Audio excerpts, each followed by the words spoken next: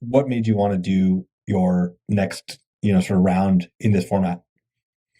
Yeah, I don't know. We're like a weird company where we just do things in strange ways because it creates an interesting story for us. To look back on and be like, that was kind of fun.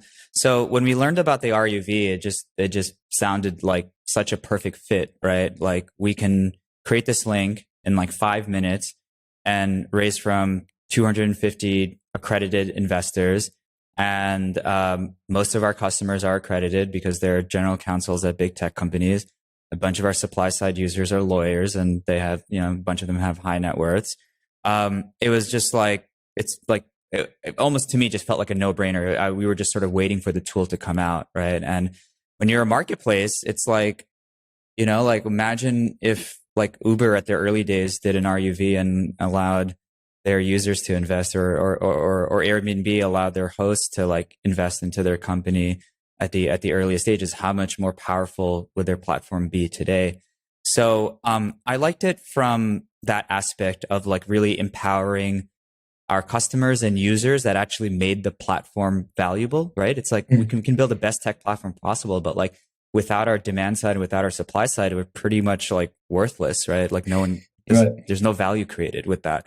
So it just felt right in that way, to be able to like give them an opportunity, and also it's a win-win, right? It's like we probably are going to avoid a lot of churn down the road if they have a piece of the business. Like what are the chances that a customer is going to move to another competitor if they have some skin in the game, right? So there are these kind of strategic high level stuff that just made sense from that perspective. And then it was just a matter of just like experimentation and mobilizing it, right? Like it was very much like just kind of hacked together. We had a Substack with a bunch of our customers and leads, and we just sort of sent out this email to just gauge the level of interest. And they filled out a Google form, and we were just like, okay, if this isn't like higher than like 100K, then like we're not going to do this. We're going to just go and raise the traditional way. And we ended up getting, I think, just from that like first email blast, like 250K or so in interest Wow. just from our users.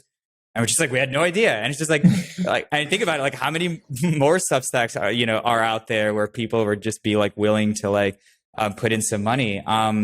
So we're like, okay, that's cool. That makes a lot of sense. Just did some, figured out the valuation because we weren't really intending to have a lead VC, like, anchor the round. We wanted to just do it in this kind of like freestyle way. Looked at some public companies, looked at some private companies. We ended up coming up with like a 8 or 9x multiple off of our annualized run rate. So that came out to being, we were at like an $8 million run rate. So we ended up sort of putting the terms at an 80 million cap, which in my opinion, I think is pretty conservative compared to like the Fair. multiples that Fair. a lot of Fair. other companies were raising at currently right now. And also like I wanted to, It's like, by make the sure way, the market's corrected from 200x down to, 75 to 100x. yeah, exactly. And I wanted to get a good return for these early users. So I was just like, that would be a really cool feeling if like somebody invests like $1,000 and we turned that into like $10,000 and they've never made an investment before. So like all of those things were just like, this feels right. This feels really cool. This feels very empowering. And it just snowballed from there. We eventually used this tool called Journey that allowed me to basically record a pitch, put our deck there, put our live financials on a Google sheet. It's just like it's this new tool that just stitches together a bunch of different multimedia links into one presentation. And I just shared that with a few people, and it just kept getting shared with more and more people. And at the end of the link, there was just a one-click way to invest in our RUV. So I predominantly did that because I wanted to maximize the quantity of investors. And if I did that, then I couldn't take like individual meetings with every single person. So this was just sort of like, here's everything you need to know in a super transparent way.